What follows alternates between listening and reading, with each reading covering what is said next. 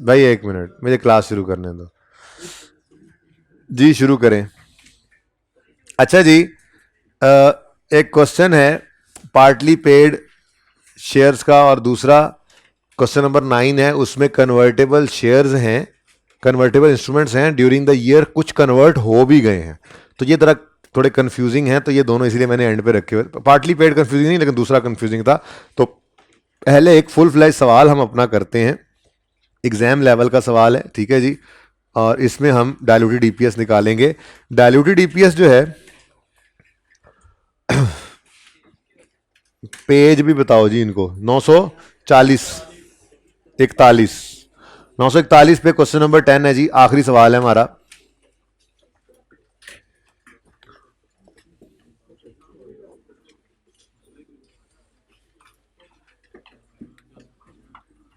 कोई शिकार नहीं मिल रहा मुझे।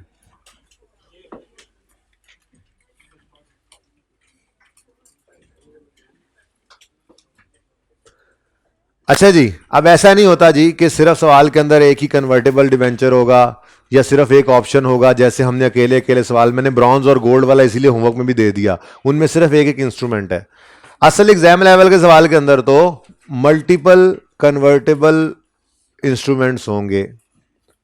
और फिर ये भी नहीं कि जो सवाल के अंदर नंबरवार तरतीब होगी हम उस तरतीब से उसको लेकर चलते रहेंगे, बल्कि हमें एक रैंकिंग करना पड़ती है डाइल्यूटेड ईपीएस निकालने के लिए कन्वर्टेबल इंस्ट्रूमेंट्स की, ठीक है जी। और डाइल्यूटेड ईपीएस की जो रैंकिंग है वो इस लिहाज से की जाती है कि सबसे पहले उस इंस्ट्रूमेंट को लिया जाता है जो सबसे ज्यादा डाइल्यूट कर दे बेसिक ईपीएस को, ठीक है। और फिर उससे कम, फिर उससे कम, फिर उससे कम, इस तरह से हमने एक रैंकिंग करनी होती है, ठीक है। वो रैंकिंग करेंगे कैसे, वो जरा देख लेते हैं पहले एक सादा सी एग्जांपल से। ये देखें, मैंने मिसाल के तौर पे बेसिक ईपीएस निकाली 50/10 5 रुपए, ठीक है। अब ये मैंने अभी आपको एग्जाम्पल के अंदर ये तो पढ़ाया था, सिर्फ एक प्रॉफिट और शेयर डिवाइड करते थे और एक चीज आगे आ जाती थी, जैसे डिबेंचर्स जो है वो कन्वर्टेबल डिबेंचर, तो हम कहते थे जी डिनोमिनेटर में 8 आ गया, न्यूमिनेटर में, ठीक है, डिनोमिनेटर में फलां आ गया, न्यूमिनेटर ये होता था ना, ठीक है। तो ये फॉर एग्जांपल हमारे पास दो इंस्ट्रूमेंट्स हैं, कन्वर्टेबल हैं, ठीक है। अब आगे हो जाना भाई, अब आगे हो जाना, ये जिस सीट पे आ रहा है आगे हो जाओ। अब हमने करना क्या है, ऐसे नहीं करना। आपके दिल में पता क्या आ रहा होगा, आपके दिल में आ रहा होगा कि ये काम कर लें, ये काम कर लें। पैट और वेटेड एवरेज तो पहले निकला हुआ है बेसिक वाला। अब जैसे जैसे आगे आते जाएं, हम एक को जैसे प्लस किया था ऐसे दो को कर लें, ऐसे तीन को कर लें, तो ये इत्तलान अर्ज है कि ये सहूलत मुयसर नहीं होगी आपको, ठीक है। डायरेक्ट डीपीएस आपने इस तरह से नहीं निकालनी है, ठीक है। इसके लिए आपको अच्छा खासा पलाल करना पड़ेगा, लेकिन उसके पीछे जो लॉजिक है वो थोड़ी सी डिस्कस कर लेते हैं। वैसे ही जरा मुझे बताओ, ये एग्जाम्पल है ना, एग्जाम्पल है, ठीक है। इसकी ईपीएस यही निकल रही है 3.8, चेक करो जरा। और ये ईपीएस डायल्यूट होकर कितनी निकल रही है, 5 पॉइंट, बोलो। नहीं 5 नहीं निकल रही ना, 5 पॉइंट, ठीक है जी। अब एक चीज, एक इंस्ट्रूमेंट ज्यादा डाइल्यूट कर रहा है दूसरे की निस्बत, ठीक है, लेकिन अब हमें कैसे पता लगा करेगा, इसके लिए हम एक वर्किंग किया करेंगे रैंकिंग के लिए, ठीक है।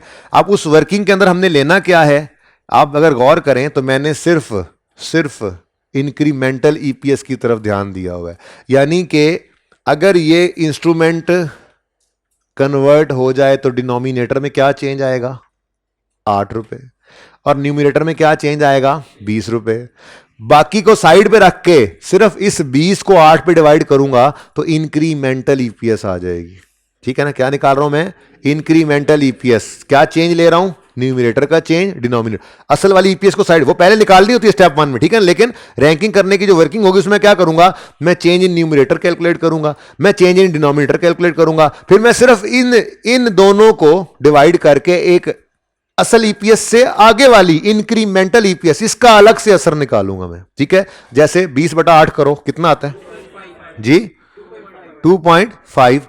और ऐसे ही ये इंक्रीमेंटल ईपीएस, ये चेंज इन न्यूमिनेटर और चेंज डिनोमिनेटर कितना आता है, 7। अब मुझे बताओ, जो जितना कम इंक्रीमेंटल ईपीएस है इस 5 को उतना ज्यादा नीचे वही खींचेगा ना, बोलो। यही तो थोड़ी देर पहले आपने प्रूव किया है कि अगर ये वाली रेशो होगी तो ये वाली ईपीएस जो है, अगर ये इंस्ट्रूमेंट आया तो डाइल्यूट करके 3.8 पे लाता है, और अगर ये वाला इंस्ट्रूमेंट आए तो अपवर्ड भी ले जाता है, ठीक है ना, डाइल्यूशन की बजाय एंटी डाइल्यूशन की तरफ ले जाता है, ठीक है ना। तो खैर छोड़ो इस बात को, ये तो सिर्फ आपको समझाना ये था कि हमने जब रैंकिंग करनी है तो रैंकिंग करनी है सबसे लोअर से हायर की तरफ जाना है, और रैंकिंग करनी है तो कैलकुलेशन में क्या लेना है, इंक्रीमेंटल ईपीएस। और इंक्रीमेंटल ईपीएस में कौन सी दो चीजें होंगी, न्यूमिनेटर और डिनोमिनेटर का चेंज, ठीक है। अब ये इस तरह से नहीं करना, इसके लिए तो ये तरतीब है, ये पूरी वर्किंग कहाँ की ये देखें, ये यहाँ से आगे मैंने बाकी सो वाली क्लास के अंदर नहीं करवाया था, उन्हें कहा था करेंगे, तो मैंने कहा चलो शुरू से ही बात कर लेते हैं, थोड़ी सी तो बात है, ठीक है जी। अब सबसे पहला स्टेप अगेन क्या है, बेसिक ईपीएस निकालने वाला सवाल पढ़ के देखते हैं। Question number 10, profit from continuing operations, dividends on preference shares और profit from continuing operations attributable to ordinary. तो मेरा पहला सवाल आपसे ये है कि ये जो डिविडेंड ऑन प्रेफरेंस शेयर्स है ये रिडीमेबल वालों का है या इररिडीमेबल का? ये कैसे पता लगा कि इररिडीमेबल है? अगर ये रिडीमेबल वालों का होता तो प्रॉफिट से पहले माइनस हो चुका था। अबू ज़र आपने मुझे मिल के जाना है, ठीक है जी, इनको बता दें जरा जाके, बल्कि बोल दें। अच्छा जी तो अगर ये रिडीमेबल का डिविडेंड होता तो ये पहले माइनस हो चुका होता, ये प्रॉफिट निकल चुका है, उसमें से माइनस हो रहा है। फिर आगे भी एक निशानी आ रही थी क्या, अब ये वो प्रॉफिट है जो ऑर्डिनरी शेयर होल्डर्स को एट्रीब्यूटेबल है, ठीक है ना। तो ये क्या है, अच्छा ये जोन सा भी है ना, जोन सा भी है, आपस की बात है, हमने इसको कुछ नहीं करना था। क्यों, हमें एक फिगर कौन सी चाहिए होती है, profit attributable to ordinary share holders 10,000, यही चाहिए होता है ना, ये 10 मिलियन की फिगर ही चाहिए होती है ना।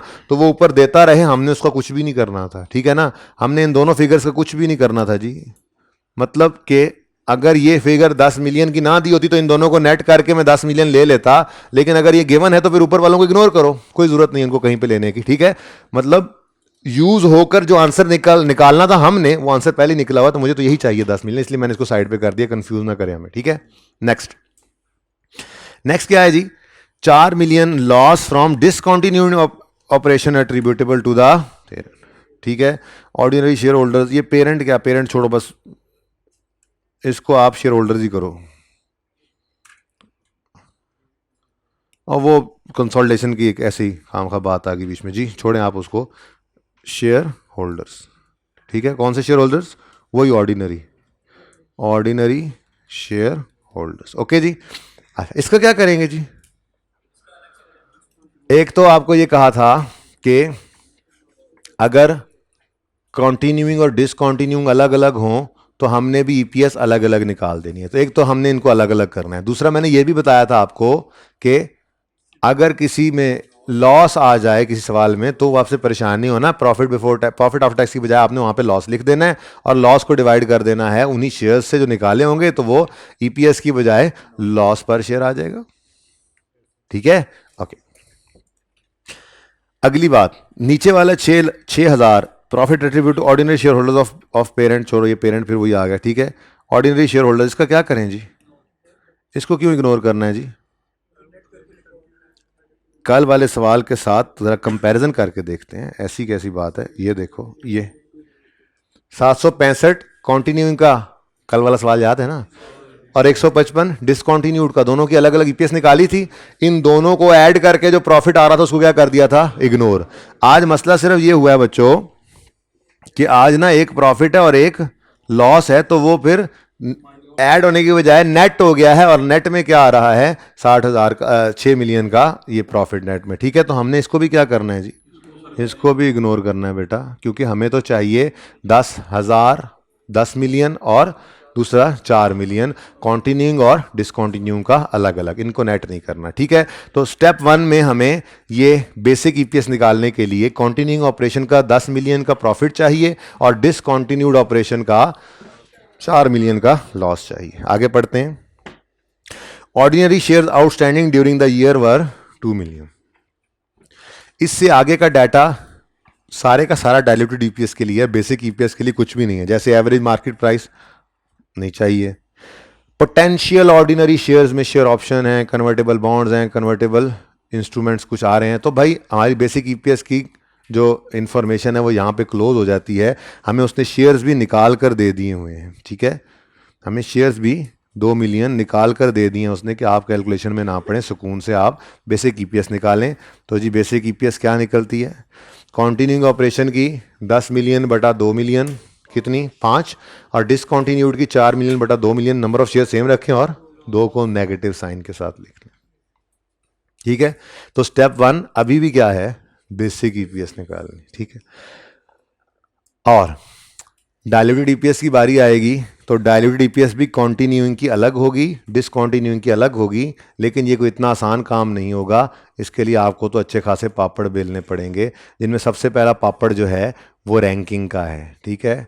और रैंकिंग में आपको समझा के लाया हूँ कि आपने आपने चेंज इन न्यूमिरेटर लेना है, चेंज इन डिनोमिनेटर लेना है, और उसके बाद इनकी इंक्रीमेंटल, सिर्फ इसी को न्यूमरेटर डिवाइड बाय डिनोमिनेटर करके सिर्फ इस एक एक अलग अलग कर लेना ना, हर एक इंस्ट्रूमेंट के न्यूमरेटर का चेंज अलग, डिनोमिनेटर का अलग। जबानी गबानी बातें कर रहा हूं, अभी करता हूं, समझ आ जाएगी, ठीक है। न्यूमरेटर का चेंज अलग, डिनोमिनेटर का अलग। जब न्यूमरेटर और डिनोमिनेटर करोगे तो इंक्रीमेंटल ईपीएस आएगी। जो सबसे लोएस्ट वो नंबर 1, जो सबसे हाईएस्ट वो सबसे आखिरी नंबर पे, और फिर उसकी डायल्यूशन सिखाऊंगा आपको, ठीक है। तो रैंकिंग में इसी तरह से 1 2 3, वो रैंकिंग तो बाद में होगी, ठीक है। फिलहाल तो ये रैंकिंग मैंने 2 दफ़ा क्यों लिख दी है, यहाँ पे तो हमने इंस्ट्रूमेंट लिखना था, ठीक है, ओके। अच्छा जी,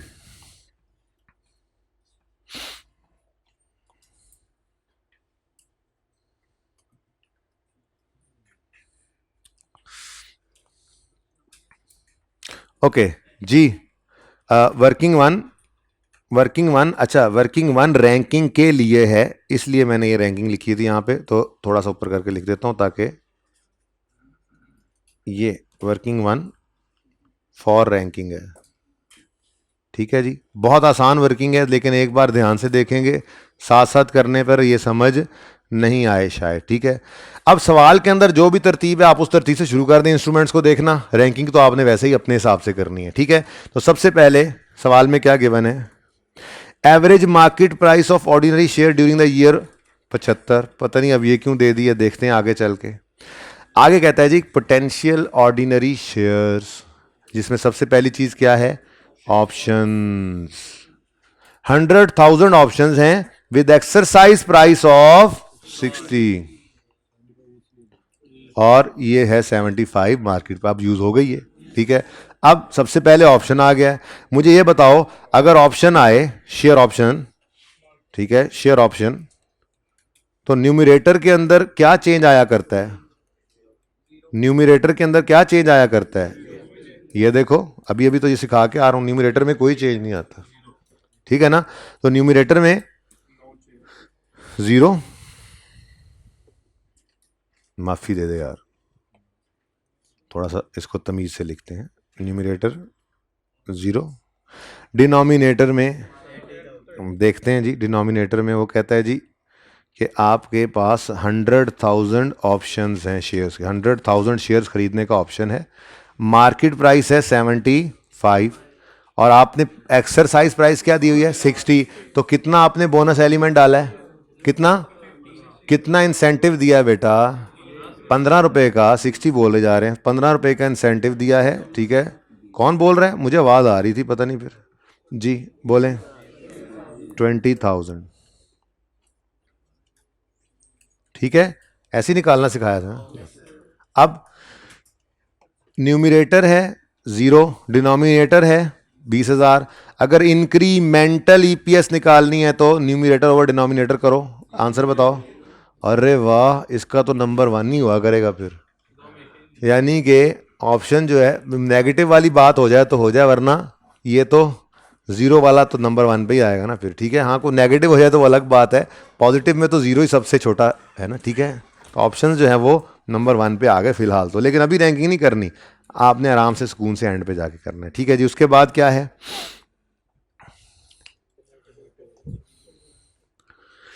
अच्छा जी, पहले मैं कन्वर्टेबल बॉन्ड्स करवा देता हूँ। चलो कन्वर्टेबल प्रेफरेंस शेयर्स ही कर लेते हैं, करने तो हैं ही सही। ठीक है जी, नेक्स्ट है जी कन्वर्टेबल प्रेफरेंस शेयर्स। क्या कहता है जी इनके बारे में? कहता है 8 लाख शेयर्स हैं, कौन से वाले? कन्वर्टेबल वाले, with a par value of ₹100। Par value भी उसने दे दी, face value. Entitled to a cumulative dividend of 8 per share. अगर प्रेफरेंस शेयर्स का डिविडेंड है तो इसको तो पैट में से माइनस नहीं करना था, भूल हो गई हमसे। बेटा हो गया होगा वाली बात नहीं, पहले ये कहना है आपने कि ये इररिडीमेबल है ही नहीं। वहां पे जाता है सिर्फ पैट, पैट में से माइनस होने जाता है बेसिक ईपीएस में सिर्फ इररिडीमेबल। ये रिडीमेबल है, कहाँ लिखा हुआ रिडीमेबल है? ये कन्वर्टेबल का मतलब ही क्या है? इन्होंने खत्म होकर इन्होंने खत्म हो जाना है, तो खत्म होने वाली चीज कोई इररिडीमेबल थोड़ा ही होती है। ठीक है, तो इसके डिविडेंड को वैसे बेसिक ईपीएस में हमने इग्नोर कर दिया था। ठीक है, अच्छा, और ये डिविडेंड नहीं होता, मैंने कहा था ये लाइक इंटरेस्ट ही होता है। ठीक है, अब वो कह रहा है जी 8 पर शेयर है। परसेंटेज निकालना चाहो तो निकाल भी सकते हो। परसेंटेज कैसे निकालोगे? स्टेटमेंट इक्विटी में सिखाया था, 8 को डिवाइड कर दो 100 से, फेस वैल्यू है ना 100। ठीक है, तो कितना आता है? 8%। ये करना चाहो तो ये कर लो, लेकिन ये 8% फिर मल्टीप्लाई होगा रुपीज के साथ। ठीक है, लेकिन सवाल में गिवन है ₹8 पर शेयर, और इधर भी गिवन है आपको नंबर ऑफ शेयर्स। तो क्यों खुद को मुसीबत में डालते हो? क्यों ये परसेंटेज निकालते हो? ₹8 को मल्टीप्लाई करो 8 लाख शेयर्स के साथ, आपका टोटल डिविडेंड निकल आएगा। क्या ख्याल है? बात समझे हो? वैसे अगर आप करना चाहो तो कर लो, वैसे ही मैं काट दूंगा अभी। 8 लाख शेयर्स हैं, हर एक की फेस वैल्यू 1000 नहीं है, 100 है। ये कितना बनता है जी? 8 मिलियन। इसके ऊपर लगा दो 8, क्या आंसर आता है? जीरो कितने जीरो बताओ? 6.4 मिलियन। ज्यादा होना है, ज्यादा होना है भाई। 8 लाख शेयर्स हैं, प्लीज प्लीज। 8 लाख शेयर्स हैं, 8 लाख शेयर्स हैं, 100 से मल्टीप्लाई करो, रुपीज आ जाएंगे। क्या आ जाएंगे? रुपीज आ जाएंगे। रुपीज पे लगाओगे 8%, बताओ कितना आता है? 60। अच्छा, इधर इधर अब दूसरा काम करते हैं। वो क्या? आप नंबर ऑफ शेयर्स पकड़ो 8 लाख, और उसी को ही डिवाइड मल्टीप्लाई कर दो ₹8 से। ये दोनों ऑप्शंस होते हैं ना आपके पास जी, तो आप पर शेयर डिविडेंड को यूज कर स्टेटमेंट और चेन इक्विटी के अंदर ना नए नए चल रहे होते हैं, तो मैंने हर चीज परसेंटेज में करवाई हुई थी। तो मैंने वहां पे ये कहा था कि अगर आपको पर शेयर डिविडेंड कभी दे भी दे तो आपने उसको क्या करना है? परसेंटेज में कन्वर्ट कर लेना है। कैसे करना है? जो डिविडेंड दिया हो उसको डिवाइड कर दो फेस वैल्यू से। नॉर्मली वो 100 होती थी, आज फेस वैल्यू 1000 है। नहीं, नॉर्मली 10 होती थी, आज फेस वैल्यू 100 है। तो आपने 100 से मल्टीप्लाई डिवाइड करके मल्टीप्लाई बाय 100 किया, तो क्या आ गया? अब 8% अगर लगाना है तो ये रुपीज के साथ लगेगा, क्योंकि शेयर्स, आपको याद है डिविडेंड की परसेंटेज हमेशा रुपीज के साथ लगती थी। स्टेटमेंट चेन इक्विटी के अंदर रुपीज के अंदर शेयर कैपिटल आ रहा होता था ना, आप उसी के ऊपर लगाते थे परसेंटेज। तो परसेंटेज अगर लगेगी तो वो रुपीज वाले शेयर कैपिटल के साथ लगेगी, और अगर पर शेयर डिविडेंड गिवन हो तो उसको आप लगा सकते हैं नंबर ऑफ शेयर्स के साथ।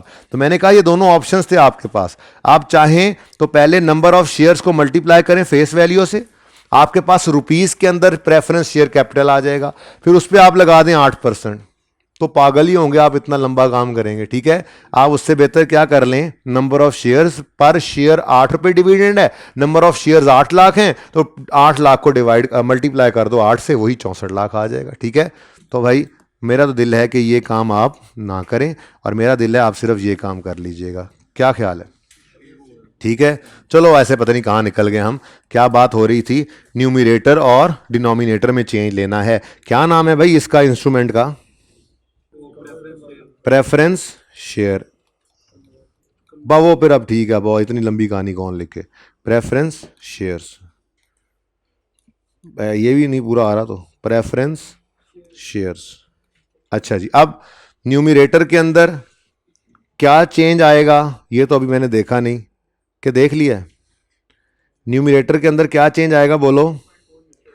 ये क्या है 6.4 मिलियन? 6.4 मिलियन क्या है जी? ये वो इंटरेस्ट है जो सेव हो रहा है, ठीक है। हाँ हाँ, कैसे निकाला जी हमने ये? 800,000 शेयर्स इंटू ₹8। मैंने ये वाला ऑप्शन पसंद किया है। और अगर वो परसेंटेज वाला ऑप्शन पसंद करे तो उसका तरीका मैंने बता दिया यहाँ पे कि वो पहले रुपीस के अंदर इसको कन्वर्ट करे। 800,000 शेयर्स हैं, फेस वैल्यू 100 है, मल्टीप्लाई करोगे तो रुपीस में शेयर कैपिटल आ जाएगा। उसको फिर 8% करके 64 लाख निकालो, आपकी मर्जी है। हम आसान वाले ऑप्शन की तरफ चले गए कि नंबर ऑफ शेयर्स भी गिवन है, पर शेयर डिविडेंड भी गिवन है, तो नंबर ऑफ शेयर्स को मल्टीप्लाई कर दो पर शेयर डिविडेंड से, आपके पास टोटल डिविडेंड आ जाएगा कितना? 60। हाँ, अब एक और चीज़ जहन में आई जो पढ़ाई थी, और अब वो जहन में आ रही, इधर दोबारा लिख लूँ मैं ज़रा इधर करके। आपने एक बार फाइनल वर्जन ही बताइए आपको जी, कितना मैंने लिखा यहाँ पे? 8 लाख इंटू ₹8, यही लिखा था ना? अच्छा, अब इधर देखो, एक चीज़ है, वो है इसको नेट ऑफ टैक्स करना। टैक्स रेट सवाल के अंदर गिवन है 40%, तो इधर देखो, इधर देखना एक दफ़ा, इंटू 60% तो मैंने लिख दिया, लेकिन लिख करके काट दिया। अब ये एक अलग थलग सी कहानी है, ये एक अलग थलग सी कहानी है, और सिर्फ प्रेफरेंस शेयर्स के डिविडेंड पे एप्लीकेबल है, ठीक है। अब ये थोड़ी डीप कहानी है, शायद ही आई कैप इस तरह से टेस्ट करे, आई कैप को बताना चाहिए, लेकिन खुदा ना खास्ता इस तरफ चला भी जाता है तो हम तो ज़हनी तौर पे तैयार हों। मैं एक स्टार लगाने लगा हूँ और बात लिख रहा हूँ आपके लिए। असल में by default preference shares deductible deductible as tax deduction नहीं होते, इनका डिविडेंड जो होता है बाय डिफ़ॉल्ट, यानी टैक्स वाले जो हैं वो चाहें तो आपको प्रेफरेंस शेयर्स का डिविडेंड माइनस करने दें एज डिडक्शन, चाहें तो ना करने दें। अब ये बात बहुत, ये फाइनल लेवल के ऊपर बात चली जाती है ईपीएस की, तो मैं बस थोड़ी सी करके छोड़ रहा हूँ, सिर्फ आपको एक रूल लिखवा दूंगा, ठीक है ना? नहीं प्लीज़ बेटा, मैंने मशवरा मांगा है आपसे, अभी खड़े हो जाओ आप। ये जो इजाफी बात आपने, इसको रास्ता दे दो, पीछे जाने दो इसको, ठीक है? चलो चलो, इसको साथ ले जाओ, इसने भी बात की है तुम्हारे साथ अभी। चलो चलो चलो, अभी एंड पे बात की है, चलो शाबाश, किताबें लेके जाओ। अच्छा जी बेटा, बात ध्यान से सुने। मैंने आपसे कहा ये इंटरेस्ट माइनस होता है ना एज अ डिडक्शन, तभी तो आप जब कन्वर्टेबल डिबेंचर या बॉन्ड्स को कहते हो जी ये कन्वर्ट हो गए हैं, तो आप कहते हो लो भाई फिर ये इंटरेस्ट सेविंग मिल गई, और ठीक है ना? तो माइनस हुई हुई चीज होती है तो तभी आप ऐड बैक करते हो।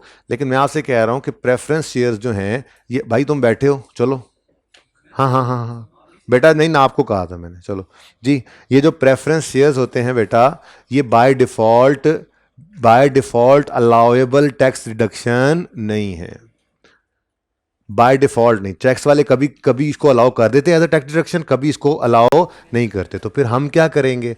हम तब तक प्रेफरेंस डिविडेंड के प्रेफरेंस शेयर्स के डिविडेंड को नेट ऑफ टैक्स नहीं कहेंगे जब तक सवाल में स्पेसिफिकली हमें कह ना दे। हमारा रूल सिर्फ इतना सा है। वो ज़रा बात फाइनल लेवल की थी, उसको छोड़ो, ठीक है ना? आसान बात, रूल वाली बात क्या है? प्रेफरेंस, अभी अभी आगे क्या आ रहा है? अभी आगे आ रहा है वो हमारा रिडीमेबल, वो क्या डिबेंचर आ रहा है, उसके लिए अभी हमारा रूल वही है। अभी भी हम जब इंटरेस्ट सेविंग निकालेंगे उसको नेट ऑफ टैक्स करेंगे। मैंने कहा ये सिर्फ डिबेंचर्स, ये सिर्फ प्रेफरेंस शेयर्स के डिविडेंड के लिए ये रूल है। क्या? जब तक सवाल स्पेसिफिकली हमें कह ना दे कि preference dividend is deductible as tax deduction, तब तक हम उसको नेट ऑफ टैक्स नहीं करेंगे, ठीक है? तो ये एज अ रूल लिख लें जी, लिखें। बल्कि अभी क्या लिखें, अभी मैं ही लिख देता हूं, फिर तस्वीर जब बना लेंगे तो उसके बाद फिर आप खुद ही एक ही बार लिख लीजिएगा, ठीक है? यहां पे मैं रूल लिखता हूं, प्रेफरेंस डिविडेंड को सिर्फ उस सूरत में, देखो चेक करो सूरत कैसे लिखा है मैंने, सिर्फ उस सूरत में नेट ऑफ टैक्स करेंगे अगर सवाल सिर्फ उस सूरत में नेट ऑफ टैक्स करेंगे जब सवाल एक्सप्रेसली ये कह दे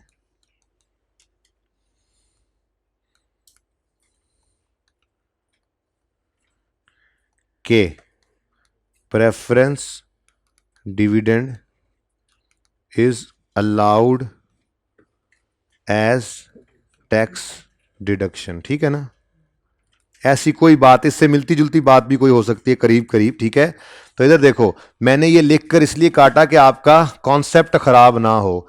आपने न्यूमरेटर के अंदर, चेंज इन न्यूमरेटर को आपने क्या सीखा हुआ है कि हमने ये इंटरेस्ट सेविंग को नेट ऑफ टैक्स करना है, तो इसलिए पहले मैंने उसको नेट ऑफ टैक्स कर दिया, लेकिन फिर साथ ही उसको काट के एक रूल लिखा। ये रूल सिर्फ किसके लिए है? प्रेफरेंस डिविडेंड के लिए, कि प्रेफरेंस डिविडेंड असल में ना बाय डिफॉल्ट, ये इंटरेस्ट तो बाय डिफॉल्ट अलाउेबल है ना एज अ टैक्स डिडक्शन, लेकिन प्रेफरेंस डिविडेंड है नहीं। ठीक है, तो इसलिए जब तक सवाल स्पेसिफिकली इसके बारे में कह ना दे कि ये अलाउेबल टैक्स डिडक्शन है, हम इसको नेट ऑफ टैक्स नहीं करेंगे। तो हमारे पूरे सवाल के अंदर ऐसी कोई बात अलग से इसके लिए लिखी हुई नहीं थी, लिखी होती तो इसी के पॉइंट में लिख देता वो। ठीक है, तो इसलिए हमने इसको 60% से मल्टीप्लाई नहीं करना, वरना रूल अपना आज भी वही है कि हम टैक्स इंटरेस्ट सेविंग को नेट ऑफ टैक्स करते हैं, लेकिन चूंकि प्रेफरेंस शेयर्स का डिविडेंड आ गया तो इसलिए हमने सवाल की एक्सप्रेस इंडिकेशन होने ना होने की वजह से इसको नेट ऑफ टैक्स नहीं किया। ठीक है, अब चूंकि ये फाइनल लेवल की बात थोड़ी सी हो जाती है, इसलिए इसको एज अ रूल ही याद रख लें, इससे ज़्यादा मैं आपको इसके बारे में कुछ नहीं बता सकता। बस रह नहीं पाया ये बताने से कि मुझे डर है कहीं ये ना हो कि कहीं आई क्या थोड़ा सा ऐसे ही इस बात को छेड़ ले, तो पता तो हो एटलीस्ट रूल की हद तक। वैसे होना नहीं चाहिए कि ये आपसे इस तरह से टेस्ट करे, वो खुद बता देगा आपको। ठीक है, चलें जी, तो डिनोमिनेटर के अंदर क्या आ गया जी? 64,100,000। ठीक है जी, और न्यूमिनेटर के अंदर अब देखते हैं कितने शेयर्स कन्वर्ट होकर कितने शेयर्स में बदलेगा। अब ये पढ़ लेते हैं, वो कहता है जी each preference share is convertible to और ये तो इतना आसान था, इसमें तो ज़्यादा कैलकुलेशन ही नहीं है। हाँ भाई, 8 लाख प्रेफरेंस शेयर्स हैं और हर शेयर ने कन्वर्ट होके 2 ऑर्डिनरी शेयर्स बनना है, तो जी ग्रीन वाला मार्कर आया बाहर और इसने हमें बताया कि 8 लाख शेयर्स हैं प्रेफरेंस वाले और हर एक शेयर ने 2 ऑर्डिनरी, हर एक प्रेफरेंस शेयर ने 2 ऑर्डिनरी शेयर्स में कन्वर्ट होना है, तो 16 लाख। ठीक हो गया जी। अब न्यूमिनेटर का चेंज 64 लाख, डिनोमिनेटर का change 16 lakh, numerator over denominator incremental EPS कितनी आई? 4 आ गई। चलो, पता नहीं अब इसका रैंक कौन सा होगा, अभी एक रहता है। ठीक है, वो कौन सा रह गया जी? पढ़ के देखते हैं। ये आपका फेवरेट वाला रह गया अब, 5% कन्वर्टेबल बॉन्ड्स। ठीक है जी,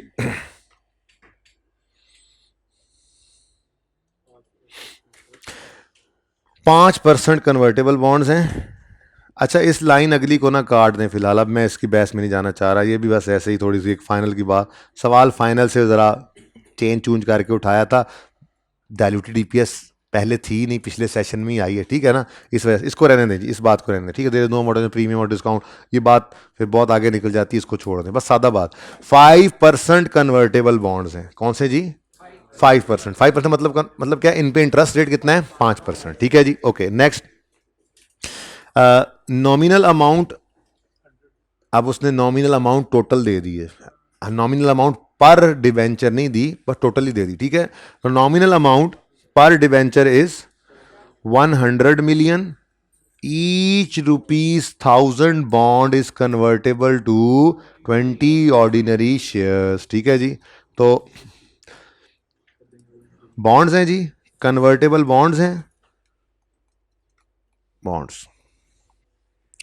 चेंज इन न्यूमिरेटर, हाँ भाई, फेस वैल्यू कितनी है? फेस वैल्यू दी हुई है बेटा, नॉमिनल वैल्यू फेस वैल्यू के दूसरा नाम है मेरे चांद। ये नॉमिनल अमाउंट का मतलब फेस वैल्यू होता है, नॉमिनल अमाउंट का मतलब फेस वैल्यू। ये मैंने लिखा भी था क्लास के स्टार्ट में, ये देखो, ये देखो, face value, par value, nominal value. ठीक है, इसीलिए लिखा था वक्त ज़रूरत सनद रहे और काम आए।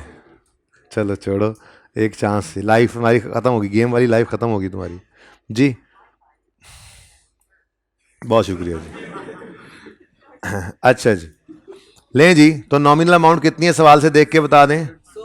100 million rupees, 100 million rupees, 100 million पर 5% लगाकर इंटरेस्ट देना होता है अगर ये हमारे ऊपर लाइबिलिटी है। लेकिन अब अज्यूम क्या करेंगे, ये सारे कन्वर्ट होके शेयर्स बन जाएंगे, तो फिर ये एक 100 मिलियन इंटू 5% का जो इंटरेस्ट है ये हमें क्या हो जाएगा, सेव हो जाएगा। ठीक है, तो फिर इसको, जी क्वेश्चन है कोई? जी हर साल ही देते हैं, उसके ऊपर क्या लिखा हुआ है 5% का मतलब, कहाँ सवाल कहाँ से आ रहा है भाई? एन एक बचपन में एक बात सिखाई थी आपको कि इंटरेस्ट रेट के साथ कुछ ना लिखा हो तो वो एनुअल होता है। अब अगली बात, ये इंटरेस्ट पे कैसे होना है, तो ये भाई अरेंजमेंट ना एग्रीमेंट के अंदर लिखा होता है। ये सालाना भी पे हो सकता है, ये महाना भी पे से होता है, क्वार्टरली भी हो सकता है, सेमी एनुअली भी हो सकता है। वो सवाल वो जो है ना एग्रीमेंट के अंदर लिखा होता है। ठीक है, लेकिन ये सालाना होता ज़रूर है, साल के साल तो देना ही पड़ता है। ठीक है, अच्छा जी, 100 रुपीज 100 मिलियन इंटू 5%। लेकिन इसको 60% करिएगा। बहुत छोटा लिखा गया, नजर ही ना आए शायद, थोड़ा सा और बेहतर करते हैं इसको। रुपीज 100 मिलियन, असल में सारा सवाल टोटल में भी लिख दिया था ना जी, इंटू 5%। ये 5% से मल्टीप्लाई, ओह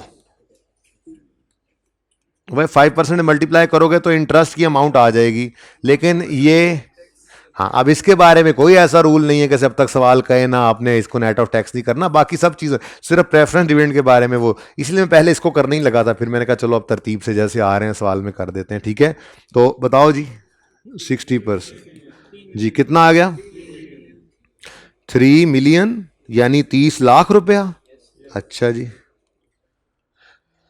डिनोमिनेटर कितने शेयर्स में कन्वर्ट होना है इसने, अब वो उसने लिखा हुआ था सवाल के अंदर। जी क्या लिखा हुआ है, क्या लिखा हुआ है? बिल्कुल सवाल जैसे प्रैक्टिस करके उस जैसा ही था इसके अंदर। Each rupees 1000 bond is convertible into 20 shares, यानी जो बंदा 1000 रुपए के बॉन्ड्स लाएगा हम उसको 20 शेयर्स अपने पकड़ा देंगे वो बॉन्ड्स रख के। ठीक है ना, तो डिवाइडेड बाय 1000, तो इसी इसी रुपीज को पकड़ो, टोटल कितने हैं जी, रुपीज 100 मिलियन। ठीक है जी, हर 1000 वाले को डिवाइड बाय 1000, 20 शेयर्स इशू कर देंगे। जी बोले, 2 मिलियन शेयर्स में कन्वर्ट हो जाएगा ये। लें जी, इंक्रीमेंटल ईपीएस 1 पॉइंट।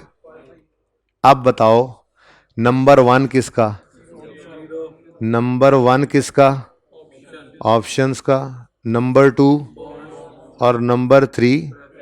तो वैसे तो मैं बॉन्ड्स इसलिए पहले करवाने लगा था कि चलो यार ये सिंपल है, इसके अंदर वो रूल भी नहीं है लाल स्टार वाला है, तो मैं पहले ये करा देता हूँ, बच्चे कंफर्टेबल रहेंगे। लेकिन फिर मुझे एक और चीज़ नज़र आई, वो ये नज़र आई कि सारे इसी तरतीब से आ जाएंगे, कहीं आपके जहन में ये ना आ जाए जो सवाल की तरतीब होती है वही रैंकिंग हुआ करती है, इसलिए मैंने फिर उसको ऐसे ही रहने दिया। रैंकिंग वो जो आपने निकाली लोअर से हायर की तरफ। ठीक है, तो ये तो अभी तक सिर्फ क्या हमने की है, रैंकिंग। तो इस रैंकिंग को आप लोग खुद कीजिए, मैं वेट कर रहा हूं आप लोगों का, जब तक ये नहीं कर लेते। अभी डायलूटेड ईपीएस निकालनी है हमने। एक ही सवाल है भाई डायलूटेड ईपीएस का मेरे पास, इसलिए बड़े आराम से कर रहा हूं। जी बोलो। बिल्कुल दे सकता है, मेरे दोस्त पूछ रहे हैं कि कन्वर्टेबल डिबेंचर्स की जगह नॉमिनल अमाउंट ही दी हुई है यार, शेयर्स दे सकता था, बॉन्ड्स की face value, number of bonds दे सकता था। ठीक है, अब वो नंबर ऑफ बॉन्ड्स देता तो उसको एक की फेस वैल्यू भी देनी पड़ती, तो फिर आप नंबर ऑफ बॉन्ड्स को एक की फेस वैल्यू से मल्टीप्लाई करते खुद। तो अब नंबर ऑफ बॉन्ड्स दे दे और फेस वैल्यू दे दे तो आप टोटल अमाउंट लोन की निकाल सकते हो। जैसे नंबर ऑफ शेयर्स दे दे और फेस वैल्यू एक की दे दे तो आप टोटल शेयर कैपिटल निकाल सकते हो। डिपेंड करता है सवाल के ऊपर। आके बैठ जाओ, आपको और शिकार ढूंढता हूं मैं। हाइब्रिड वालों,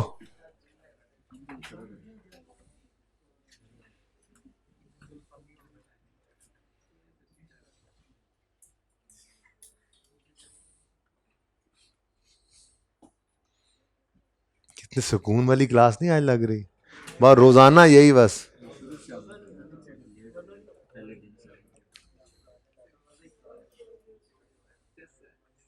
चल उठा ले किताबें, पीछे चला जा। चल ठीक है, मेरे से बात की, आखिरी चांस है, लाइफ खत्म हो गई है।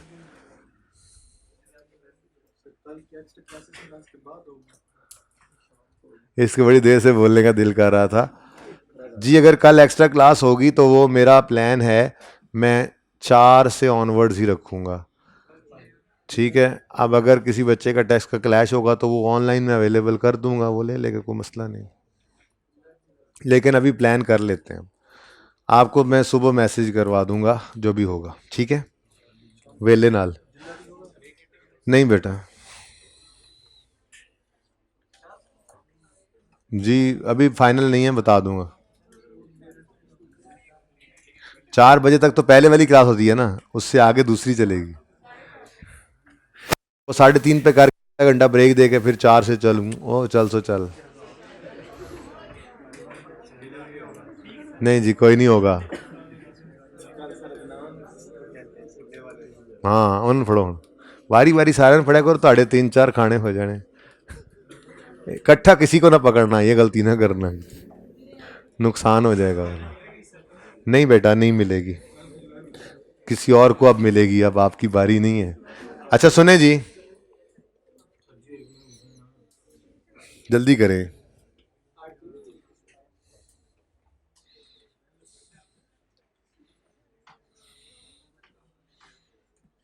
मुझे लग रहा है आज सिर्फ ईपीएस ही खत्म हो पाएगा।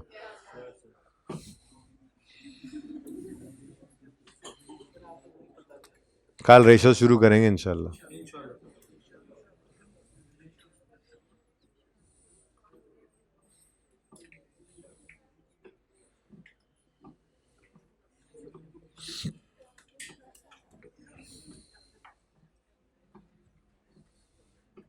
ओके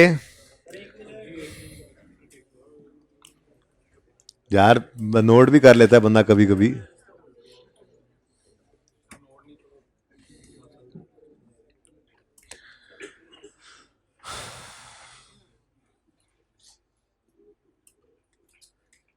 पार्टली पेड शेयर्स का कॉन्सेप्ट रहता है और convertible debentures during the year convert हो गए, ये एक कॉन्सेप्ट रहता है जिसने आपको घुमाना है क्लास के एंड पे।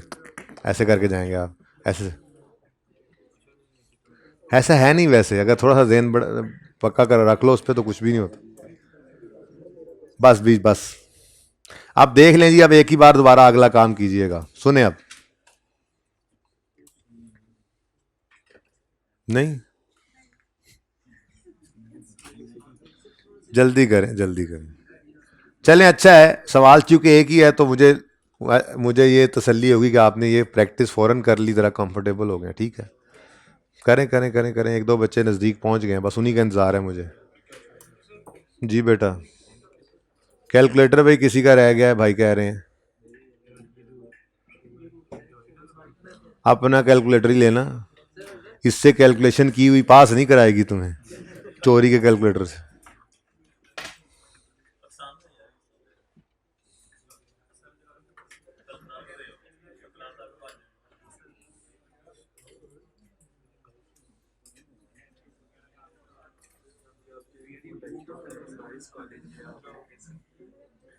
हाँ, मेरी शादी के 4 साल बाद यहाँ पे इंफॉर्मेशन चेंज कराई थी मेरी घरवाली ने कि ऐसे तू बड़ा सिंगल लिखे है। तो ये मैं देखता देखता कोई नहीं हूँ, बस ये अब देखो कब चेंज होता है। तुम कर दो चेंज, हो जाएगा यहाँ से, मुझे करना पड़ेगा। अच्छा जी सुने, बस कर दें अब डायल्यूटेड ईपीएस कैसे निकलनी है ज़रा देख लें। सबसे पहले प्लीज़ बेटा आप बस कर दें। बेसिक ईपीएस हम निकाल चुके हैं, बेसिक ईपीएस निकल चुकी है। फिर हमने क्या किया जी, हमने रैंकिंग की। रैंकिंग में हमने चेंज इन न्यूमरेटर लिया, चेंज इन डिनोमिनेटर लिया, इंक्रीमेंटल ईपीएस निकाली, जो सबसे लोअर था उसे नंबर 1 किया और अपनी रैंकिंग कर ली। अब डायल्यूटेड ईपीएस निकालने की बारी आती है, ठीक है। आप कैसे निकालेंगे, बड़ी शक्लें बनी हुई हैं आज मेरे बच्चों की, कोई बात नहीं है, क्या करें। अब ये नहीं डालना चाहिए था आई कैप को, सिर्फ बेसिक ही ठीक था। बहरहाल अब क्या हो सकता है। सबसे पहला काम करेंगे, आप बेसिक ईपीएस लिखेंगे, ठीक है जी। बेसिक ईपीएस का न्यूमरेटर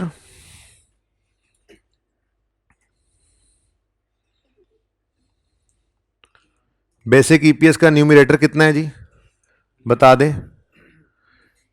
बेसिक ईपीएस का न्यूमरेटर कितना है, नजर आ रहा है ऊपर, 10 मिलियन। ठीक है जी। उसके बाद बेसिक ईपीएस का डिनोमिनेटर कितना है,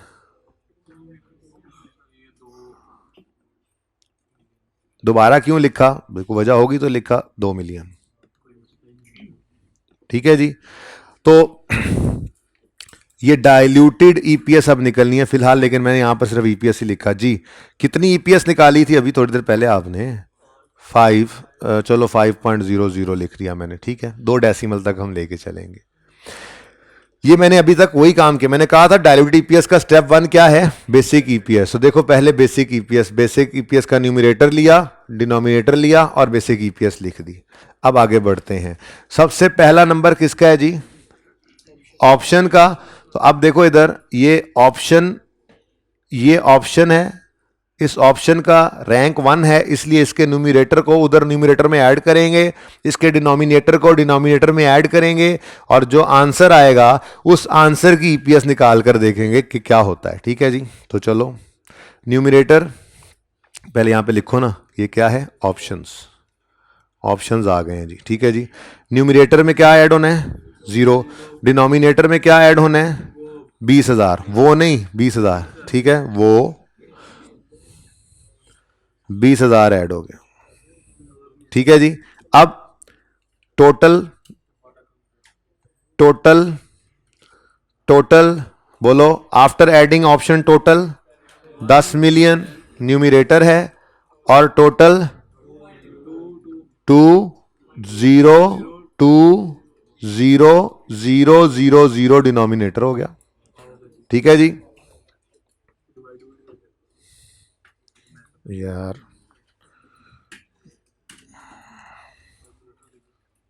लें भाई, ईपीएस निकाल दें।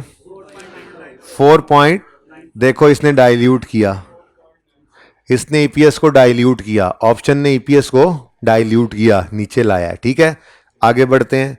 नेक्स्ट नंबर किसका है जी, आप फिर बॉन्ड्स को पकड़ो और इनके न्यूमरेटर को न्यूमरेटर में ऐड करो, डिनोमिनेटर को डिनोमिनेटर में ऐड करो, तो 3 मिलियन न्यूमरेटर में ऐड होगा, 2 मिलियन डिनोमिनेटर में। तो यहां पे आके लिखो कन्वर्टेबल बॉन्ड्स।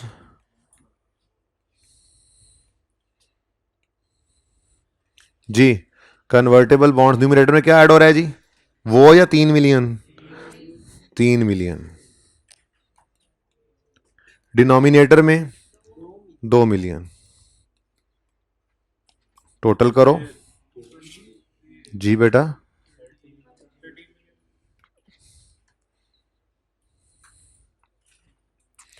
जी 13 मिलियन और 22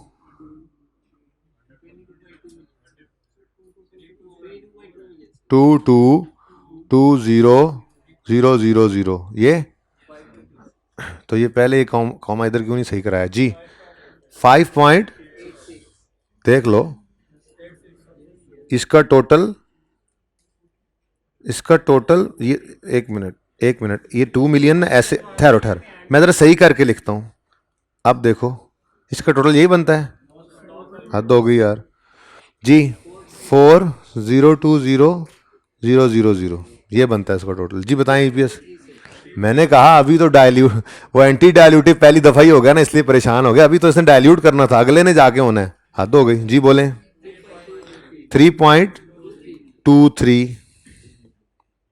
ठीक है, उसके बाद आखिरी है प्रेफरेंस शेयर्स।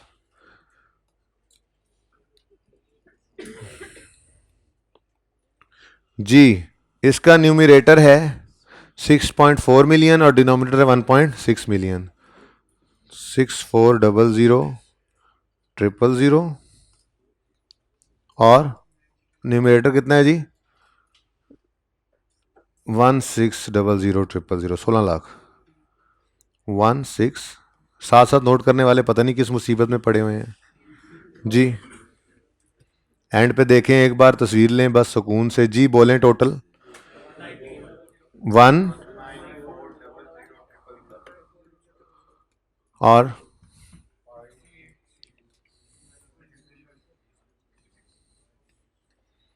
आंसर बताएं।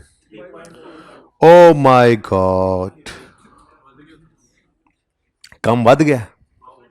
बस फिर यहां से ऑनवर्ड्स जब हमने रैंकिंग की हुई है तो यहां से ऑनवर्ड्स, अच्छा 35620,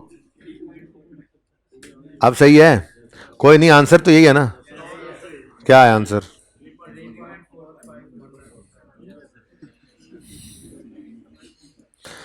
अच्छा भाई, अहम बात सुने, अहम बात यह है कि हमने जब रैंकिंग की हुई थी तो हमने कहा था कि ये इसी तरतीब में इसको डाइल्यूट करते आएंगे, लेकिन जब आप यहाँ पहुँचे हैं तो ये उल्टा बढ़ना शुरू हो गई है अब।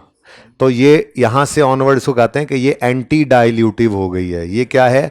प्रेफरेंस शेयर्स जो हैं ये एंटी डाइल्यूटिव कर देते हैं इसको, ये अब उल्टा बढ़ना शुरू हो गया है। ये कोई डाइल्यूटिव, तो डाइल्यूट का मतलब तो ये है कि नीचे आना, ये तो उल्टा वापस चल पड़ा, इसलिए एक स्टेप पीछे ही ब्रेक लग जाएगी और 3.23 जो है ये हमारी डाइल्यूटेड ईपीएस आ जाएगी। ये क्या आएगी जी? हमारी डाइल्यूटेड ईपीएस। ओके बेटा, पता था कि ये एंटी डाइल्यूटिव कर देगा? नहीं, मुझे तो यहाँ पे आके बेटा पता चला है ना कि ये एंटी डाइल्यूटिव कर गया इसको। ठीक है, अगर अगर ये और नीचे ले आता तो फिर हमारी मतलब सारे ये आ जाता 3.15, तो फिर मेरी ये डाइल्यूटेड डीपीएस ही होती।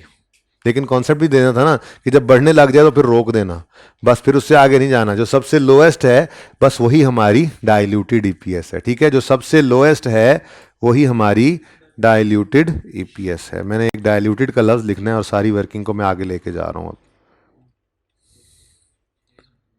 ताकि आपको पता लगे कि ये डाइल्यूटेड ईपीएस है। ठीक है जी, तो ये है जी मेरी डाइल्यूटेड ईपीएस।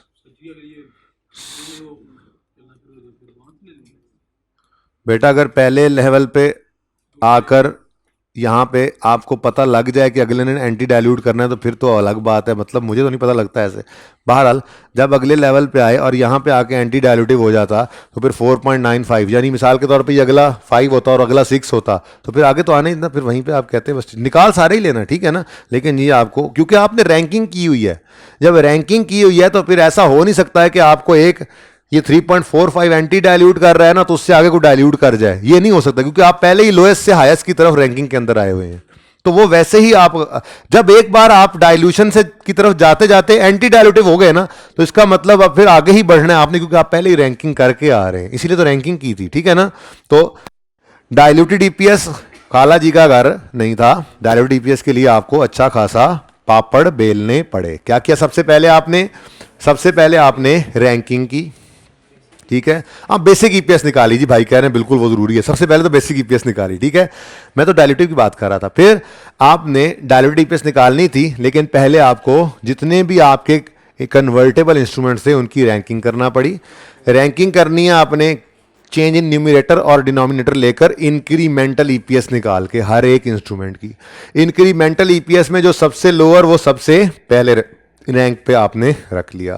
फिर आप आए डाइल्यूटेड ईपीएस निकालने के लिए और आपने सबसे पहले बेसिक ईपीएस का न्यूमरेटर डिनोमिनेटर लिख लिया। ठीक है, उसके बाद आपने अपनी इस प्रेफरेंस, इस रैंकिंग के हिसाब से ऐड करना शुरू किया, न्यूमरेटर्स को न्यूमरेटर में, डिनोमिनेटर्स को डिनोमिनेटर में, और हर स्टेप के ऊपर आप ईपीएस निकालते गए।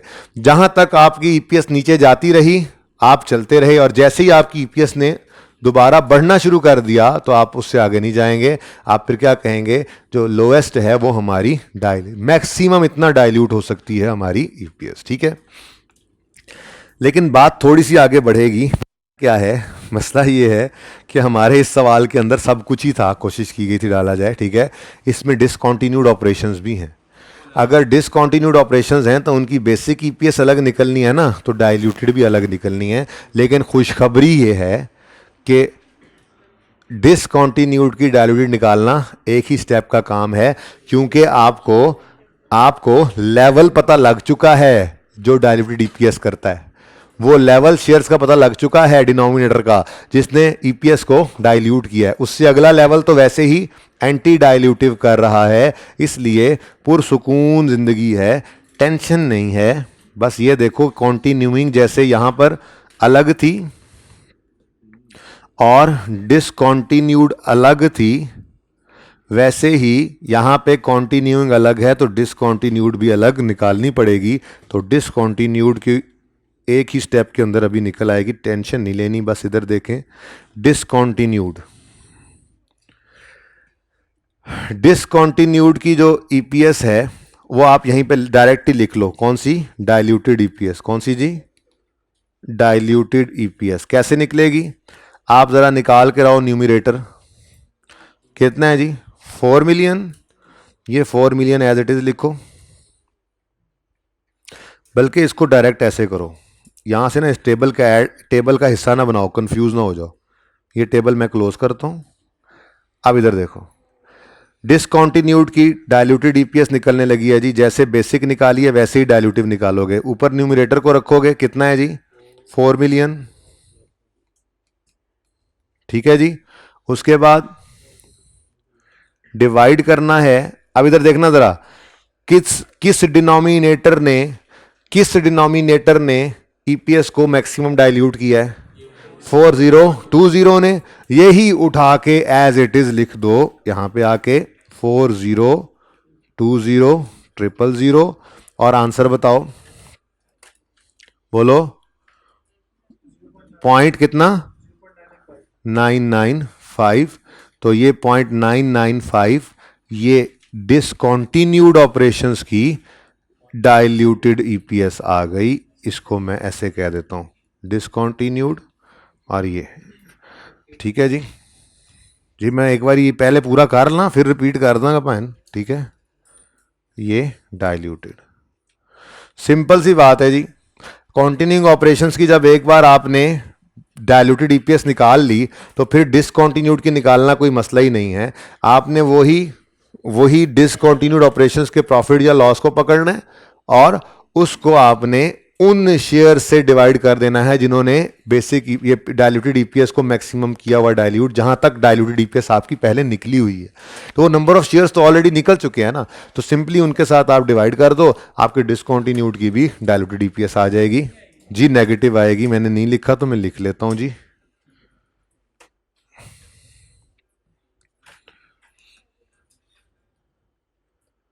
ठीक है जी।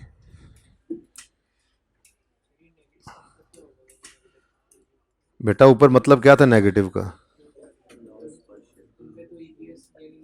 लॉस पर शेयर है ना, तो मैक्सिमम इतना डाइल्यूट हो सकता है ये लॉस भी। सिंपल। आपको वैसे भी ना कभी रेक्टिफिकेशन करनी हो ना तो उस्ताद सिखाते हैं कि आपने अगर प्रॉफिट पे इम्पैक्ट देखना है ना और लॉस पड़ा हुआ है तो लॉस को मत देखो, प्रॉफिट पे ही देख लो, क्योंकि लॉस पे इम्पैक्ट देखना, एक्सपेंस का बढ़ना या कम होना वो मुश्किल हो जाता है। तो ऐसे ही इसको समझना शायद मुश्किल हो, बस सिंपल सी बात है यार। डाइल्यूट हो गया, आपका लॉस 2 रुपये है, लेकिन अगर ये कन्वर्ट हो जाए तो आपका लॉस डाइल्यूट होकर इतना हो जाएगा लॉस पर शेयर। ठीक है, तो बस डाइल्यूटेड। अच्छा जी, इस सवाल को आपने इंशाल्लाह आज जाके ना 2 दफा करना है। इतने जोर का इंशाल्लाह करने का आपका ख्याल मतलब ये आपको कि मैं छुट्टी दे रहा हूं, ऐसा कुछ नहीं है। अब क्वेश्चन नंबर 9 ओपन करें, उस क्वेश्चन के अंदर बड़ा मसला है। अच्छा, अब किसने खड़े होना है? आखिरी 15-20 मिनट चले, यहां जिसने जाना है जाए। ओके, एक बच्चा तो बैठ ही जाएगा, पीर साहब तुम बैठ जाना, मैं पढ़ा दूंगा, बाकी सारी क्लास भी चली जाएगी, तो कोई मसला नहीं। कैमरा मैन नहीं जाता कहीं, पूछ लो उससे। मेरे प्यारे बच्चों, ओ मेरे पागल खानों, और क्यों नहीं समझ रहे हो? आ गए हैं पर्चे नेड़े, पढ़ लो। क्वेश्चन नंबर, ये देखो शाम वाली क्लास में, अब शाम वाली क्लास में छोड़ दूं मैं? सवाल करो।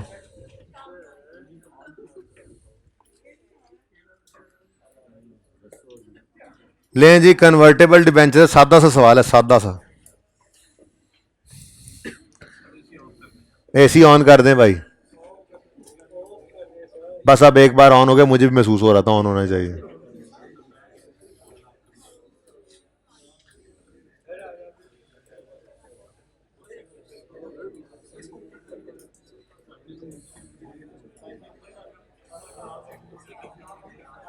भाई सवाल कर लें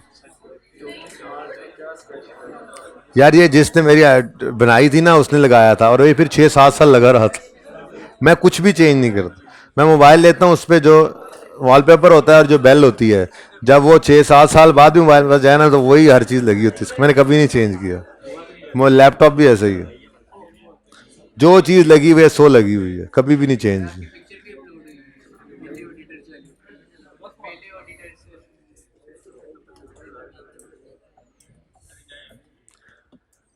पीछे चले जाएं। अच्छा जी, सवाल नहीं कर रहे आप लोग तो मैं ही कर देता हूं फिर। अ company has an issue ordinary, has in issue. आप लोगों को एन इशू है, इनको तो नहीं है जी।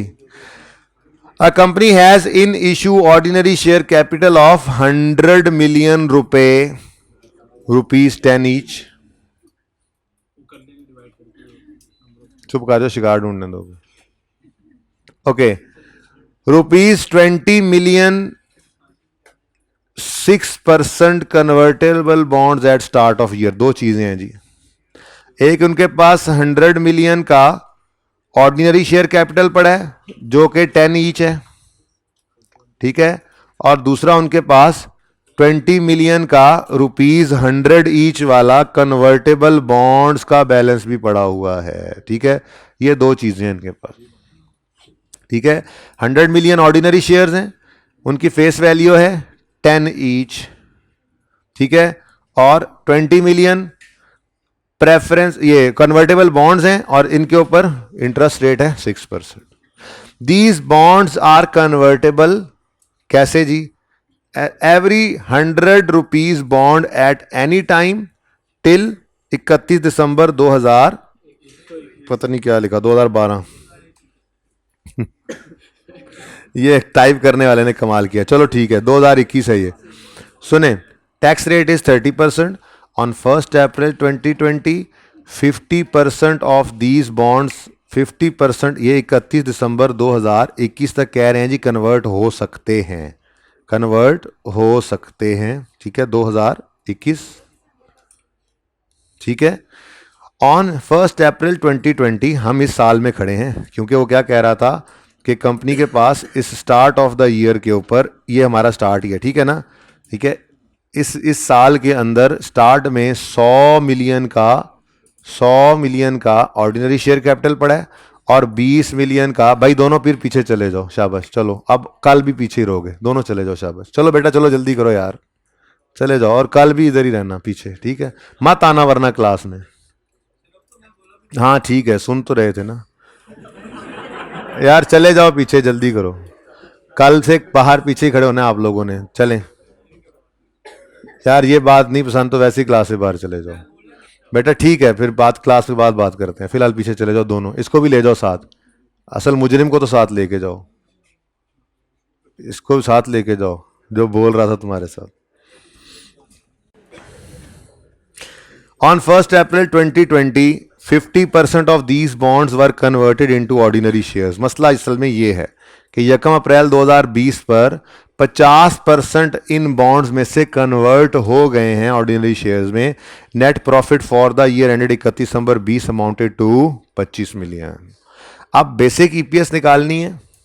मसला ये है, मैं यहाँ पे डेट आपको कंफ्यूजन हो रही है, सवाल मेरा अपना बना हुआ है, ठीक है। At the start of year 2021, 2000 ठहरो, at the start of year 2020, ये यहाँ पे मैं लिख देता हूँ, ठीक है, आप कंफ्यूजन दूर हो। हाँ भाई, मसला ये है असल में कि कन्वर्टेबल डिबेंचर्स हैं 20 मिलियन, उनमें से 1 अप्रैल को आधे कन्वर्ट हो गए हैं। ये ऐसा सवाल अभी तक नहीं था हमारे पास, देखा हमने। अब मसला ये है कि जो आधे कन्वर्ट हो गए हैं 1 अप्रैल से ऑनवर्ड्स, इन्होंने 1 अप्रैल से ऑनवर्ड्स, चलो शाबाश पीछे, 1 अप्रैल से ऑनवर्ड्स इन्होंने जाओ ना यार, पढ़ाने दो। ये बिगड़ी हुई क्लास है, एक आध दिन, आज का दिन समझो ज़ाया हुआ मेरा जी। ये 50% जो यकम अप्रैल को कन्वर्ट हो गए, यकम अप्रैल से ऑनवर्ड्स इन्होंने बेसिक ईपीएस की कैलकुलेशन में यूज हो जाना है, क्योंकि ये इशूड शेयर्स हैं जो वेटेड एवरेज की कैलकुलेशन में हम लेते थे, जिनको 9/12 करेंगे। और यकम अप्रैल से पहले इन्होंने डाइल्यूटिव होना था। आधों का तो ये मसला है, बाकी आधे वो नॉर्मल है, बाकी आधे कन्वर्टेबल थे और कन्वर्टेबल हैं। ठीक है, अब ये बड़ा टेक्निकल सवाल है, तो इसलिए मैं ये चाहूंगा कि ये सवाल पहले आप ट्राई करें। आपको 2 मिनट दिए जाते हैं, ठीक है, चलें।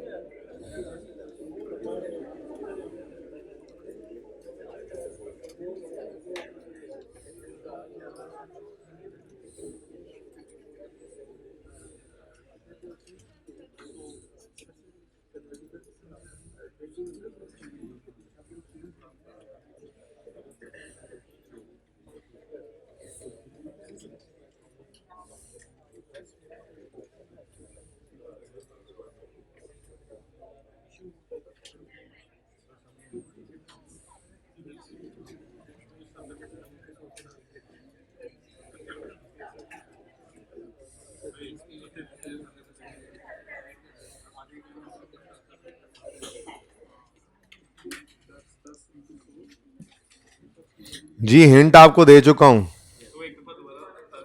दोबारा सुने। जो शेयर्स कन्वर्ट हो चुके ड्यूरिंग द ईयर, उन शेयर्स ने कन्वर्ट होने के बाद डाइल्यूटेड की कैलकुलेशन में नहीं जाना, क्योंकि वो कन्वर्टेबल नहीं रहे, बल्कि वो कन्वर्ट हो गए। अब यकम अप्रैल को अगर कन्वर्ट हो गए हैं तो फिर इन्होंने यूज होना है वेटेड एवरेज की, जो हम वर्किंग करते हैं उसके अंदर, और शेयर्स के आगे आपने वो गालिबन यकम अप्रैल से तो 9/12 लगा के आपने इन शेयर्स को इन इशू ले लेना है। ठीक है, लेकिन इन शेयर्स के साथ मसला ये है कि पहले 3 महीने ये कन्वर्टेबल भी रहे हैं हमारे साल में। ठीक है, तो जब डायल्यूटेड ईपीएस की कैलकुलेशन करने लगोगे न्यूमरेटर डिनोमिनेटर वाली, तो इन 50% शेयर्स को पहले 3 महीने डायल्यूशन के अंदर भी लेना पड़ेगा। ठीक है, और इनके 3 महीने का इंटरेस्ट सेविंग न्यूमरेटर में भी लेना पड़ेगा। बाकी आधे तो बिल्कुल ठीक है। ठीक है, तो इसको ट्राई करें, शाबाश, जल्दी करें। मुझे नहीं पता, बस अब मैंने बता दिया जो बताना था। माड़ा माड़ा करके सारा पूछ लेना तू, खुद ही कर लेंगे इंशाल्लाह। आप लोग हिम्मत करें थोड़ी सी।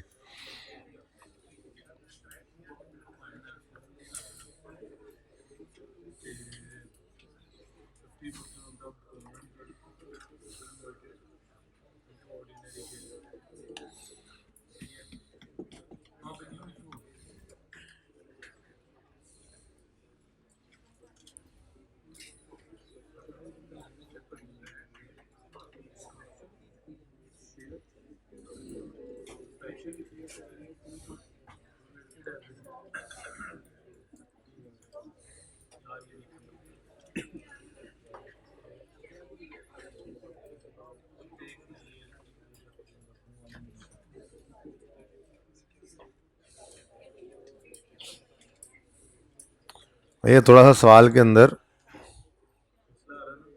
ये, 1 मिनट, 30 कहीं एक जगह लिख लें कन्वर्जन, उसने शेयर्स की नहीं लिखी हुई, 20 कर लें, कहीं पे भी लिख लें, यहाँ लिख लें दीज बॉन्ड्स आर कन्वर्टेबल। कैसे?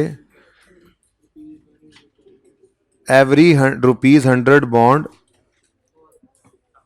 एट एनी टाइम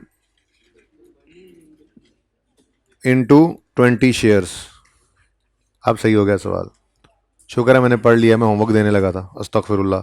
अब नहीं, यानी कि हर ₹100 बॉन्ड जो है वो कन्वर्ट होकर 20 शेयर्स में, यानी कि बॉन्ड के 100 जो दिखाएगा उसको आप 20 नए शेयर्स इशू कर देंगे। ठीक है, कन्वर्जन का रेट भी आ गया।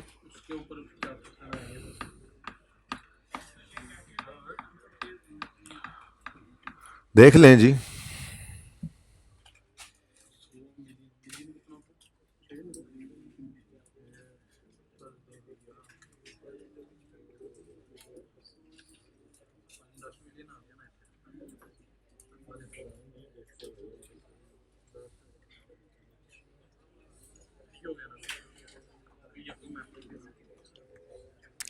चलें जी, आप करते हैं मेरे ख्याल से। टाइम बहुत ऊपर हो रहा है।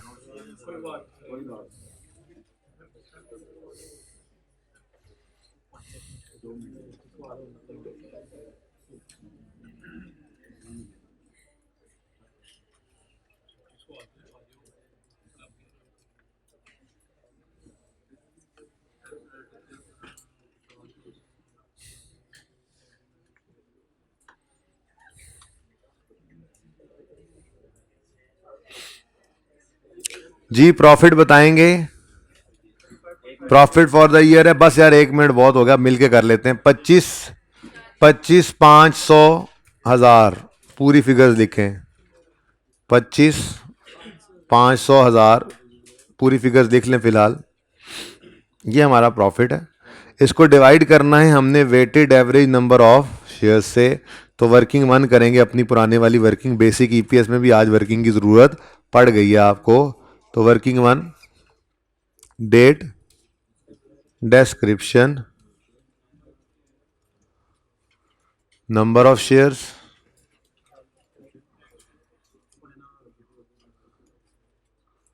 फिर जी फ्रैक्शन और weighted average number of shares. फिर रुक जाए ना, आप बस कर देना यार, अब मिलके देखें। आपको कब जो सही जा रहे हो तो सही जा रहे होंगे, अभी फिर आगे सही चले जाएंगे जी। 1 जनवरी 2020 कह लें, 20 ही मैंने साल बताया था ना। ओपनिंग शेयर्स बताने हैं। यहाँ पर वर्किंग 1 जो निकाला करते हैं ये नंबर ऑफ शेयर्स वाली होती है। ये जो हम weighted average number of shares निकाल रहे होते हैं, यहाँ पे नंबर ऑफ शेयर्स है, नंबर ऑफ शेयर्स। ठीक है, तो ओपनिंग नंबर ऑफ शेयर्स बताओ भाई। 100 मिलियन, 100 मिलियन, ये ₹100 मिलियन है। ₹100 मिलियन को डिवाइड करो ₹10 से, तो ₹10 मिलियन आता है। ₹10 मिलियन, ठीक है। सॉरी, नंबर ऑफ शेयर्स आते हैं 10 मिलियन। ₹10 से तो 10 मिलियन शेयर्स आते हैं। 10 मिलियन, तो रुपीस कितने हैं जी? 100 मिलियन। मैंने आगे सिफरें नहीं लिखी, रुपीस कितने हैं? 100 million divided by face value 10 करें तो नंबर ऑफ शेयर्स कितने आ गए? तो 10 मिलियन शेयर्स हैं। कहाँ कर रहे थे वर्किंग जी? लें जी, ओपनिंग कितने आ गए? 10 मिलियन शेयर्स। ठीक है जी।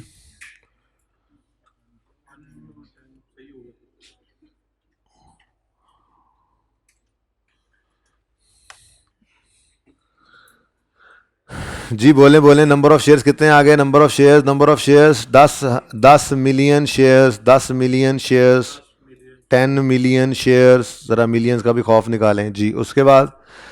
उसके बाद मेरे दोस्तों वो कह रहे हैं ऑन 1 अप्रैल, ये मसला था असल में इस सवाल में, वरना क्यों दोबारा करते। On 1 April 50% of these bonds are converted into ordinary shares. ठीक है, और कन्वर्जन का रेट मैंने ज़रा थोड़ा मिस हो गया था, अब बता दिया है कि एवरी ₹100 बॉन्ड जो है वह एट एनी टाइम कन्वर्ट हो जाता है इनटू 20 शेयर्स। ठीक है जी, चलो जी।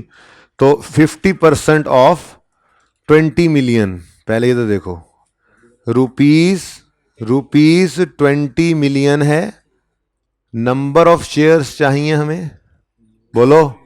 तो हम कहते हैं जी यही वाला काम इनके लिए भी कर लेते हैं जी। ये ₹20 मिलियन है डिवाइडेड बाय ₹100, तो कितने शेयर्स आ गए? 0.2 मिलियन शेयर्स। इनको अगर मैं टोटल फिगर में लिखूं तो ये 0.2 को 1 मिलियन से मल्टीप्लाई करो 2 लाख निकल आएगा। ये कितने शेयर्स हैं जी? 200,000 शेयर्स। ठीक है, लेकिन मुझे इन शेयर्स की जरूरत नहीं थी क्योंकि कन्वर्जन गिवन है रुपीज में, कन्वर्जन गिवन है रुपीज में। इन शेयर्स को मैं क्या करूं? या तो ये इस तरह से दिया होता जैसे सवाल हम करके आए, उन्होंने कहा था 8 लाख प्रेफरेंस शेयर्स हैं, हर शेयर प्रेफरेंस शेयर जो है वो 2 ऑर्डिनरी में कन्वर्ट हो जाएगा। इस तरह से तो नहीं गिवन, तो इसलिए ये फजूल की वर्किंग हमने की, कोई ज़रूरत इसकी नहीं थी। ठीक है, हमें तो चाहिए ही क्या था? ₹20 मिलियन। डिवाइड करना था इसको ₹100 से और मल्टीप्लाई करना था 20 से। हाँ जी, हाफ तो ज़रूरी है क्योंकि ये सारे के सारे कन्वर्ट नहीं हो गए हैं, 50% कन्वर्ट हुए हैं। ठीक है जी, तो यहाँ पे हम वर्किंग यहीं पे कर लें, यहीं पे कर लें। यकम अप्रैल 2020 पे बोलें कन्वर्ट हो गए शेयर्स। ठीक है, कन्वर्टेड शेयर्स। अब यहाँ तो जगह ही नहीं बची, चलो यहाँ नीचे इधर देखें। ठहर जाओ भाई, तेरी बात बाद में सुनूंगा। कितनी है जी टोटल? टोटल कितने बॉन्ड्स पड़े हैं जी? Rupees 20 million. हर एक बॉन्ड को डिवाइड करो, मतलब टोटल को बॉन्ड्स को डिवाइड करो ₹100 से। उसने कहा जो भी ₹100 का बॉन्ड लाके दिखाएगा उसको हम 20 शेयर्स देंगे। लेकिन अभी इनमें से कन्वर्ट कितने हुए? 50%। बात समझ आई है? ठीक है, कितना? 2 लाख शेयर्स। 2 मिलियन कर लो यार, मेरा केड़ा सिफर नाल जांदा है। लो, ठीक है जी, डन। अब यकम अप्रैल को ये नए शेयर्स आ गए तो पुराने वालों पे 3/12। ठीक है जी, और ये जो नए शेयर्स आए हैं, अब ये थोड़ी सी वर्किंग में और ज़रा सेट कर लूँ आपके लिए, क्योंकि आपने पिक्चर बनाई ना, आप अभी तो नोट नहीं कर रहे, मुझे पता है, साथ साथ है ना।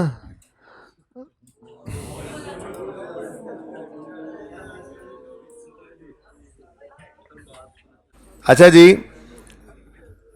अब ये टोटल 12 लाख, लाइट माजरत चली गई थी, टोटल 12 लाख शेयर्स नहीं 12 मिलियन शेयर्स हो गए। अब ये इसके बाद कुछ नहीं हुआ, ये कितने महीने तक आउटस्टैंडिंग रहे हैं? आप बता दो टोटल।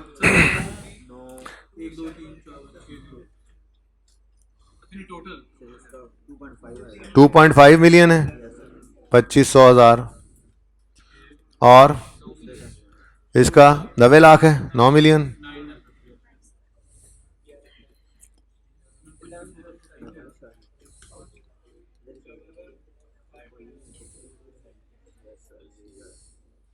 ठीक है जी, तो अगर convertible instruments during the year convert हो जाएं, बैठ जाओ आके तुम। अच्छा ठीक ही खड़े, अच्छा ठीक है, तुम तो खड़े रहो, आप खड़े रहें। ज़्यादा गुस्से में आप कहता हूँ, पता है आपको जी। अगर convertible instruments during the year convert हो जाएं तो वो बेसिक ईपीसी कैलकुलेशन में आ जाएंगे, वो हमारे शेयर्स बन गए। ठीक है, हाँ सुनाए सुनाए सुनाए। छेती कर लेने ते, तो इन्होंने तेनों मैनू दोवां नू काट देना क्लास से। अच्छा बच्चों, ये लाइट की फ्लक्चुएशन बहुत तंग कर रही है, क्लास काफ़ी लेट हो चुकी है। इस सवाल को अब सुन लें, आखिरी बार कैसे करना है इसको ट्राई कीजिएगा। ये देखें बेसिक ईपीएस में तो ये आ गया। ठीक है, अब ये जो आधे शेयर्स, प्लीज़ बात सुने, आधे शेयर्स सिर्फ इनका मसला है, बाकी आधों का कोई मसला नहीं है। बाकी आधे इधर नहीं आए, बाकी आधे टोटली उधर जाएंगे जैसे जाने हैं। डिनोमिनेटर में उनको आपने शेयर्स दे लेने हैं, न्यूमिनेटर में उसकी टैक्स सेविंग लेनी है। ठीक है ना, interest saving net of tax. ठीक है, ये जो आधे शेयर्स हैं, प्लीज इनके 3 महीनों को आपने अब डाइल्यूटिव में यूज करना है। मैं आते साथ ही इस सवाल को करवाऊंगा, बहुत तंग कर रहे हैं ये बिजली वाला मामला। ठीक है, और सुने, क्लास जल्दी छोड़ने पर होमवर्क तो लेते जाएं।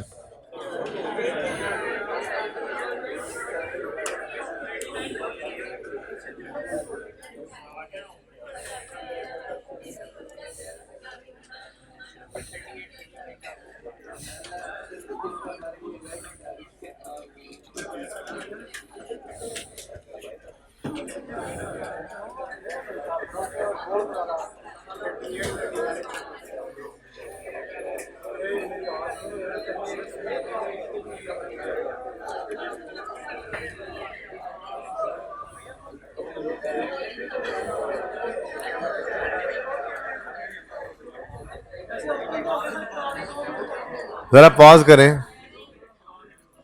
अच्छा जी, बच्चों ने ये फैसला किया है कि खामोश खामोश रह के ये सवाल कर देंगे। चलें जी, आ जाएं। अच्छा जी, अब बेसिक ईपीएस प्लीज बातें नहीं करें अब।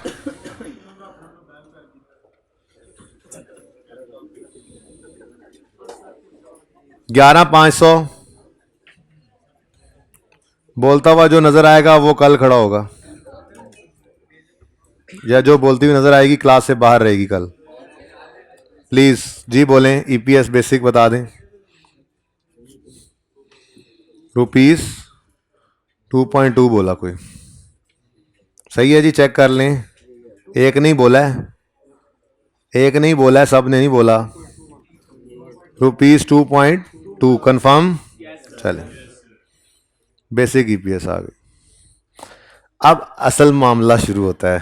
ठीक है जी, असल मामला ये है कि डाइल्यूटेड ईपीएस के लिए पहला स्टेप तो आपको पता है, बेसिक ईपीएस ही हमें करना पड़ता है।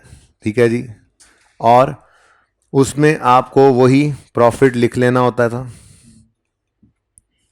डिवाइडेड बाय ये शेयर्स भी लिख लेने होते हैं। ऐसे ही करते आए हैं। अगला काम न्यूमरेटर में भी कुछ ऐड होता है और डिनोमिनेटर में भी, उसको हम वर्किंग्स में करने के आदी हैं। ठीक है, वर्किंग 1 न्यूमरेटर के लिए कर लेंगे, वर्किंग 2, अच्छा चलें ऑपोजिट होगी, खैर कोई बात नहीं। पहले वर्किंग 2 की बात ही कर लेता हूं फिर मैं। वर्किंग 2 में हमने डिनोमिनेटर निकालना है, ऐसे ही है, बोलो। अब मैंने आपसे कहा जो आधे कन्वर्ट हो गए हैं तो की है, बाकी आधों की तो लड़ाई ही कोई नहीं। ठीक है, यानी बाकी आधे तो फिर बिल्कुल नॉर्मल हैं। ठीक है, वो बाकी आधे जो सारा साल रहे, ये उनकी बात हो रही है। कन्वर्टेबल हैं, कन्वर्टेबल हैं। टोटल क्या था? ₹20 मिलियन डिवाइडेड बाय ₹100 इंटू 20। लेकिन ये तो मुकम्मल थे ना, 100%। ठीक है जी, 100%। इसका 50% जो हैं ये वो शेयर्स हैं जो पूरा साल कन्वर्टेबल, ये नहीं कन्वर्ट नहीं हुए, बल्कि ये इस साल में कन्वर्ट नहीं हुए। तो कौन से हैं ये? कन्वर्टेबल। ये इस पूरे साल में ही कन्वर्टेबल रहे, कन्वर्ट नहीं हुए। वैसे ही ज़रा मुझे इनका टोटल बता दो। ये लिखना नहीं है कहीं पे, ये तो आपको समझाने के लिए कर रहा हूँ। कितना जी? 2 मिलियन। ऊपर भी नज़र आ रहा है कि ये कन्वर्ट होकर कितने बन जाने थे? 2 मिलियन। ध्यान से समझिएगा अब इसको। ठीक है, बाकी रह गए वो 50% जो कि दौरान साल कन्वर्ट हो गए थे। ठीक है, मैं वर्किंग दोबारा कर देता हूँ। ठीक है, ये सारी वर्किंग मैं एज इट इज दोबारा लिख देता हूँ। अभी नहीं बताऊंगा कुछ भी, अभी बताऊंगा नहीं कोई चीज़। 1 मिनट रुक जा ज़रा। ये देखें,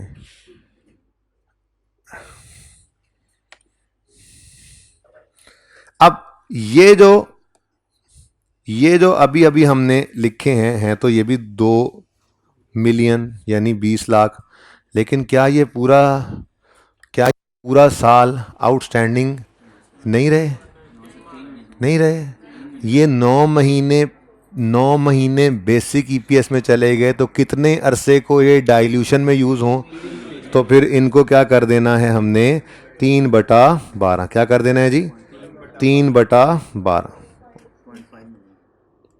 ठहर जाओ, ये 3/12 से मल्टीप्लाई कर दी, इस तरफ कर दी, उधर जगह नहीं बची। ठीक है, तो ये कितना बच गया, कितना बन गया जी? 5 लाख।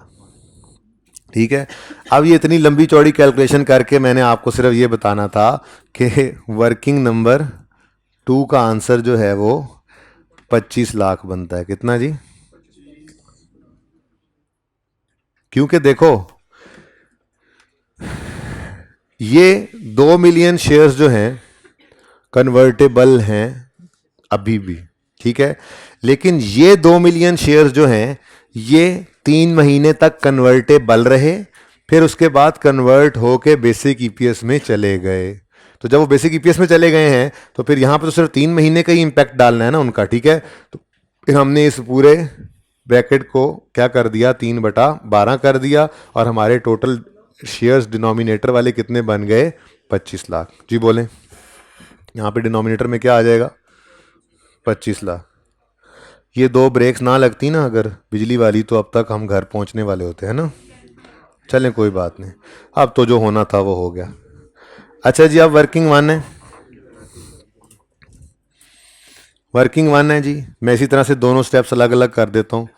वर्किंग वन है जी, तो आप उन शेयर्स का इंटरेस्ट पूरे साल का ले लें जो कन्वर्टेबल हैं, कन्वर्ट नहीं हुए, और जो इस साल कन्वर्ट हो गए हैं वो सिर्फ 3 महीने तक कन्वर्टेबल थे, तो उनके सिर्फ 3 महीनों का इंटरेस्ट ले लेना, ठीक है।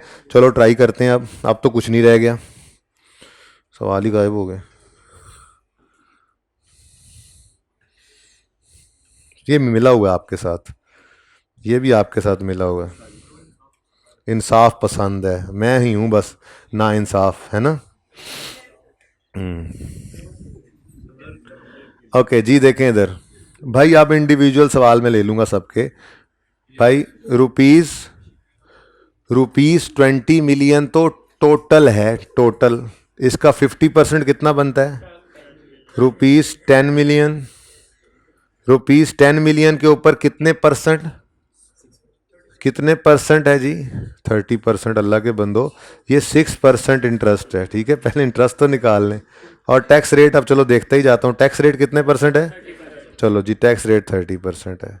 हाँ जी बोलें, कितने परसेंट इंटरेस्ट रेट, 6%। और इसको करो नेट ऑफ टैक्स तो कितना बनता है, 70%। अब ये वो हिस्सा है जो पूरा साल लोन ही रहा, तो पूरे साल का इंटरेस्ट भी आपने ले लिया, ये ऊपर इंटरेस्ट सेविंग में चला जाएगा। लेकिन इस सवाल के अंदर मुसीबत तो यही थी कि बाकी आधे जो हैं वो सिर्फ 3 महीने तक रहे। कितना इंटरेस्टिंग सवाल था, आप कर ही नहीं रहे थे, देखें जी। अब इधर आए जी, जो बकाया 50% है 20 मिलियन से, यानी बकाया 10 मिलियन, उस 10 मिलियन पे भी इंटरेस्ट रेट तो 6% था, लेकिन सिर्फ 3/12 इंटरेस्ट देंगे। उसके बाद तो फिर वो शेयर में कन्वर्ट हो गए हैं, उसके बाद तो इन पे इंटरेस्ट दिया ही नहीं, ठीक है। लेकिन ये इंटरेस्ट सेविंग जो है, इसको बहरहाल आपने 70% तो करना ही है, तो ये दूसरा हिस्सा आ गया। तो ये है फर्क, ये भी 3/12 हुआ है, और शेयर्स भी 3 इंटरेस्ट सेविंग भी 3/12 हो गई। और देखो अभी जितने सवाल किए ना वो इस तरह से थे, सारे कन्वर्टेबल होते थे तो शेयर्स निकाल लेते थे और total interest saving net of tax कर देते थे। ये शेयर्स डिनोमिनेटर में चले जाते थे और ये interest saving net of tax numerator में चली जाती थी। इस सवाल में मुसीबत ये पड़ी कि आधे कन्वर्ट हो गए दौरान साल और आधे कन्वर्ट नहीं हुए। तो जो कन्वर्टेबल थे उनका तो वही ट्रीटमेंट रहा, ये 20 लाख शेयर्स, और नीचे ये वाली सेविंग आ गई। लेकिन उन मुसीबत मारों ने तंग किया हमें, तो उनके लिए फिर हमें थोड़ी सी वर्किंग बढ़ानी पड़ी। बहरहाल अब ये चूंकि अलग अलग कर ही लिया मैंने, तो बताओ अब अलग अलग ही आंसर इनका। 1,05,000,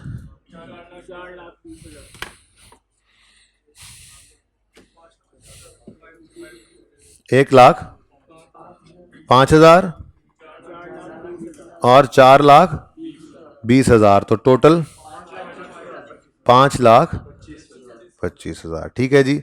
तो ये छोटा सा दिखने वाला बज़ाहिर सवाल जो है, ये अपने अंदर एक पूरा जहान लिए हुए था, ठीक है जी।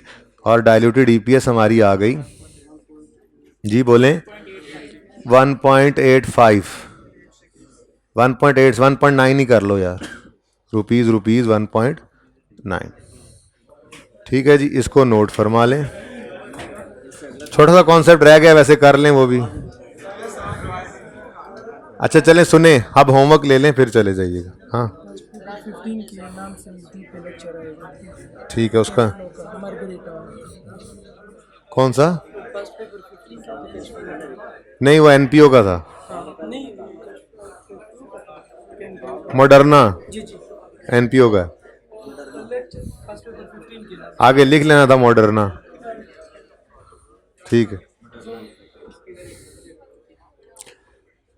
पास पेपर 15 है एनपीओ का, मॉडर्ना स्पोर्ट्स क्लब, जिनकी आग लगने से अकाउंट्स भी जल गए थे, वो यूट्यूब पे अवेलेबल हो गया है। लेकिन जिन बच्चों ने उसको अटेम्प्ट कर लिया सिर्फ वही उस लेक्चर को लें, बाकियों को कोई फ़ायदा नहीं होगा। इंशाल्लाह कोई फ़ायदा नहीं होगा बाकियों को, फ़ायदा सिर्फ उनको होगा इंशाल्लाह जो पहले अटेम्प्ट करेंगे। उसके बाद अच्छा,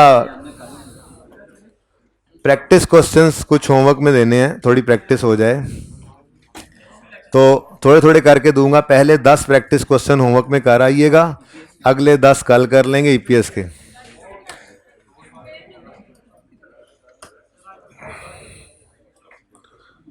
पहले 10 प्रैक्टिस क्वेश्चंस होमवर्क में हैं ईपीएस के, वो मुझे नहीं पता बेसिक या एनालिटिक है, इत्तेफाक अब वो टेस्ट ही है आपका, ठीक है। पहले 10 प्रैक्टिस क्वेश्चंस नहीं,